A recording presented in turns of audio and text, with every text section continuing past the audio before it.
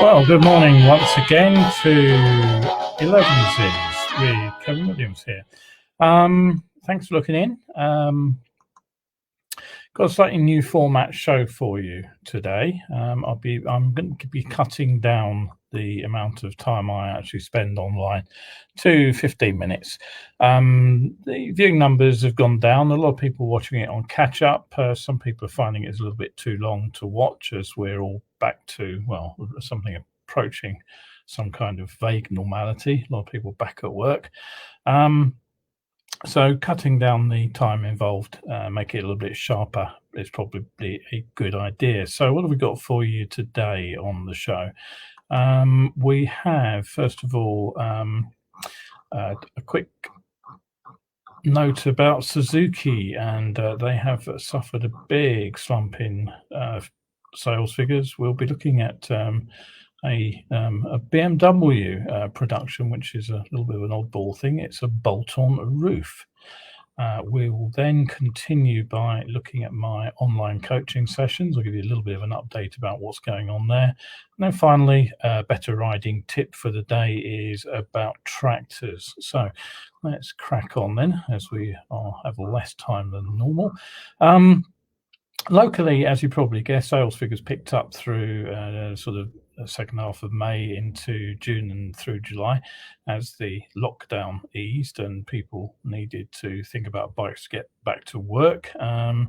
Motorcycle sales in the 125 and sort of scooter areas have increased, but the full impact of what's happening with the pandemic are starting to become clear.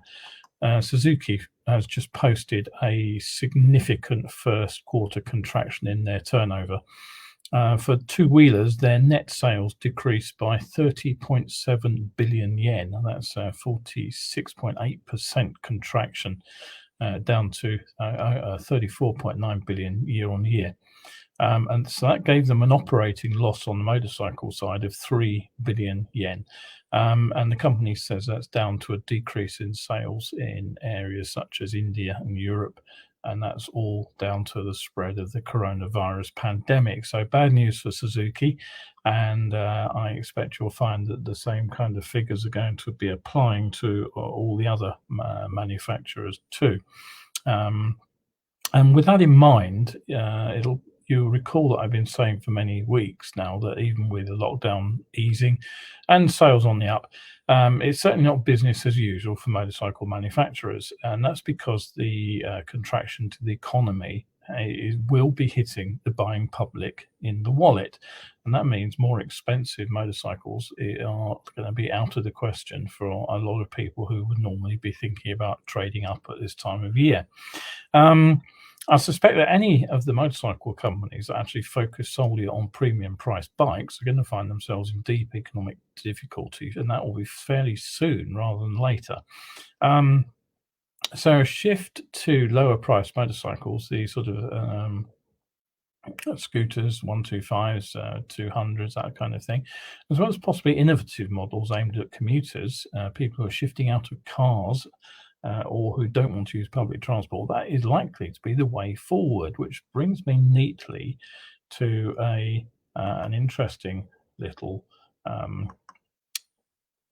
something I picked up online. Now let me just share the screen with you. That's the wrong picture. That's the one I wanted to show you. You may remember that it's a BMW C1 scooter. Now, it didn't sell in any great numbers, but judging by the fact that we still see them out on the streets in London surprisingly frequently, considering it's 20 years since they went on sale, they actually found a market, and the people who got them actually hang on to them.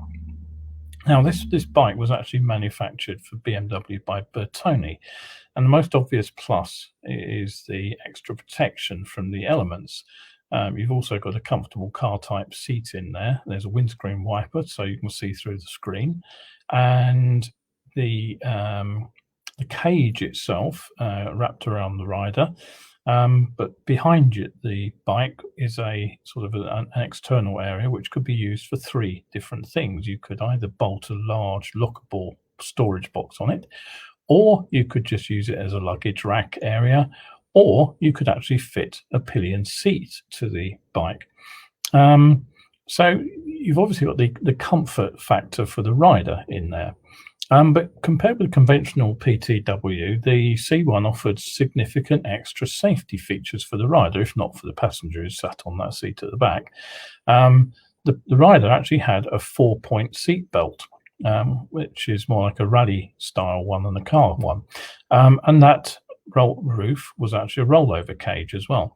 So in a crash, the rider was restrained inside the machine, given some fairly, specific safety features. I believe the front end was collapsible as well. In some countries, that actually led for a change in the legislation, which allowed the bike to be ridden without a helmet. That didn't actually happen in the UK, but it did happen elsewhere. The C1 was introduced by BMW to a pretty big fanfare back in 2000. The first model arrived with a 125 engine in it. It was 15 horsepower. The 2001 update gave you the option of a slightly more powerful 18 horsepower 175, although it was badged to 200. And both engines were manufactured by Rotax. They were 4-stroke liquid cooled, and they were fitted with a CVT gearbox. The machines went on sale throughout Europe, but sales frankly were disappointing, and BMW discontinued both machines after a fairly short production run in 2002. It resurrected from the dead in 2019 when it appeared as an electric concept bike. And although they didn't go forward with this particular machine, and they built an entirely new electric scooter, it was an interesting idea. The trouble was really that the bike was misunderstood by the bike press, fairly typically, really. They claimed, for example, that the bike was heavy and underpowered. The Motorcycle News review of the 125 said, the BMW C1's 125 engine is an unremarkable 4-stroke single producing a respectable 15 horsepower, but it's a heavy motorcycle at 185 kilos. All the 1000cc sports bikes weigh less. Well, yes, maybe they did, but that wasn't the target market. If you were looking for a bike as a short-range commuter to keep the weather off as basically a car substitute, then this was the machine. As I say, there's still a surprising number around in London even now. So what's the new patent all about? Well, it's actually for a roof system that fits onto a scooter, an electric scooter. And what it does is it creates a motorcycle that looks fairly similar in outline to the C1. Presumably, they've used much of the same design from the existing design, and they recycled it into this particular patent. And that leads, I think, to some fairly interesting questions. As I said, with a deep recession looming, with people avoiding public transport where possible, It does look like BMW are actually the first company to realize that an affordable bike with some car-like safety and some car-like comforts may be a sound investment for the next few years forward. If that's right, we may well be seeing something on the road fairly soon. But just let's hope that BMW can avoid putting a BMW style price premium on the thing and actually building something that's affordable.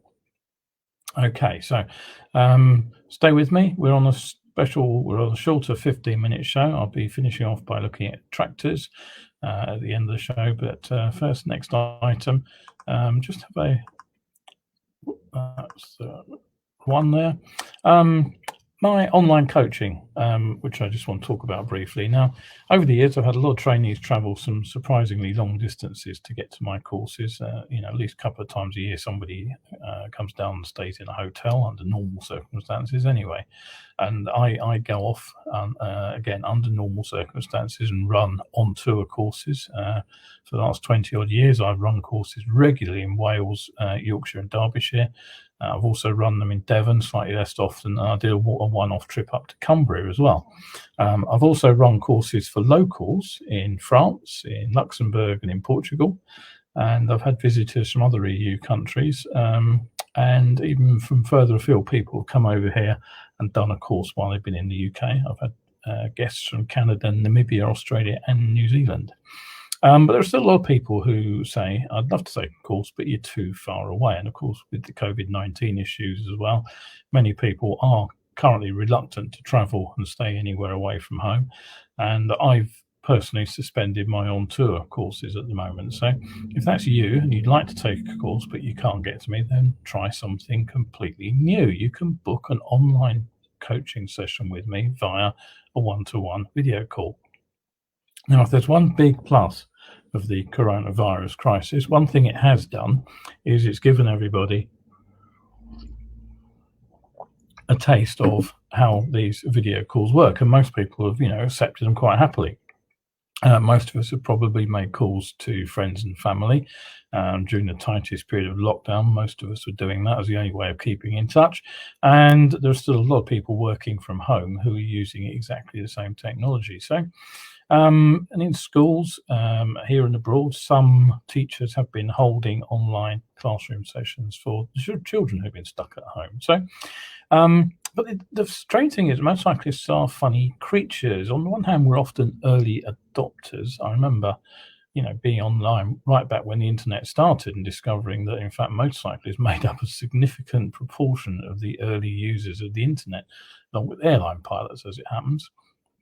But in other ways, we're real stick in the mud. We're reluctant to embrace change. You've only got to see the skepticism and derision with which a lot of riders are treating electric motorcycles, for that matter. And, go back 40 years, 50 years, and you'll see exactly the same treatment being meted out to the first Japanese motorcycles and even the first four-cylinder bikes. Stuff we take for granted now, motorcyclists actually thumb their noses at. So when I started my training school, survival skills, that was back in 1997, the coaching for advanced riders was a fairly rare thing, but it's become increasingly mainstream and more people are taking on advanced motorcycle training. But nobody has yet taken the next step, and that's to move to online coaching. If they have, I don't know anybody about who's doing it. So it's very simple. You pick what you want to learn about. I'll come up with a list of topics. I've got a list of topics you can pick from, and then we schedule an hour-long online coaching session. And the idea is that you can basically turn up online, you learn, you go away, and you put what you've learned into practice. And in some ways, the most important part of these online sessions is that they're not simply theory. What I will do is I will show you how you can perform exercises out on the road to put that theory into practice. So it's not just theory. It won't be just me talking at you. It will be showing you how you can use what you now know out on the road, but more importantly, how you can practice it. So That's because the theory exercises are the essential link between what you know and what you actually do.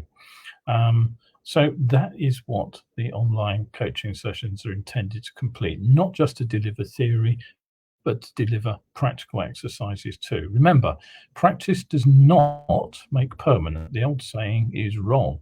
What it does, got that wrong, didn't I? Practice does not make perfect. That's the old saying. The correct expression is practice makes permanent. So we actually need to be perfect in what we practice before we start practicing it, or we basically make the wrong things permanent.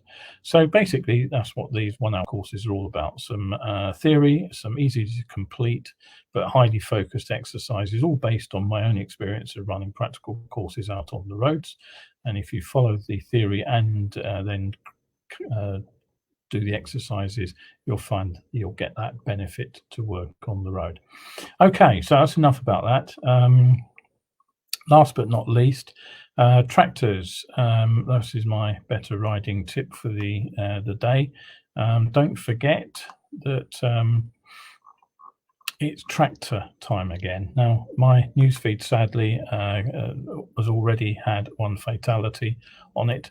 It was a crash this weekend up in Cambridgeshire where a bike collided with a tractor.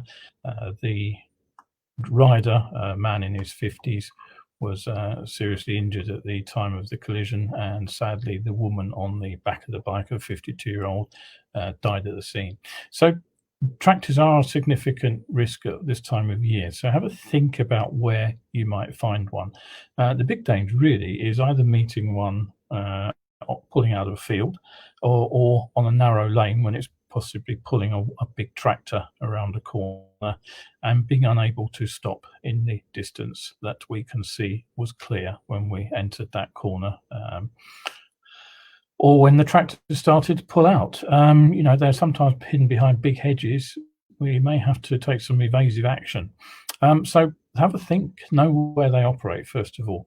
Have a look at the land around you. If you are in an area that's full of cows and sheep, you're not going to definitely not meet a tractor, but they are much rarer than combine harvesters and the tractors towing all the crops back, the harvested crops back to the farm are at the moment. So if you're in an arable area where you've got crops in the field, now's the time to pay attention. The crops are coming in. They started a couple of weeks ago, and they'll probably be coming in for another 3 or 4 weeks, depending on the places that you're in and how the crop's developing. So what to look for? Well, as I say, look to see what's in the fields. If there are freshly cut crops nearby, there's a fair chance you'll find a tractor working around a corner. You'll find a combine in the field. What else to look for? Clouds of dust hanging in the air. If you see one of those, there may well be a combine harvester working underneath it. Clouds of seagulls. That's another good one. It probably means that the field has just been turned over. So they're looking for the insects and the worms and things in the soil. If you see mud or dust or straw or grain at the side of the road, that suggests that you're on a route that tractors are using to go back and forth from a field to the farm. Remember that if you do catch a tractor up, it'll probably turn off fairly quickly. We tend to be in a bit of a hurry to get past vehicles like these, but they may well turn. So watch out for farms. If they're empty, they'll be turning into the farm, the field rather. If they're full, they'll be coming back from the field and turning into the farm. Think about how many you're likely to meet. If you meet one going one way, there's a fair chance there's another one going the other way somewhere up the road. There's certainly likely to be more than one tractor and trailer operating to service a combine harvester. Tractors have to work on the land. They have to use the roads to get back and forth. People have been farming for a lot longer than we've been riding motorcycles. So, I'm afraid it is down to us to predict where we might find tractors and then to adjust our riding to deal with those problems. All right. Okay. So just a reminder, you've been watching Elevenses Live with Kevin Williams. You're catching up with the new short 15-minute show. You will still find me here on Wednesdays and Sundays at 11. I'm not going away. I am keeping the show going, but it will be on this new shorter format. And don't forget that if you do enjoy the show, you can come over to coffee.com and drop me some support over there, which will give you access to a large catalogue of back articles from Facebook and more besides.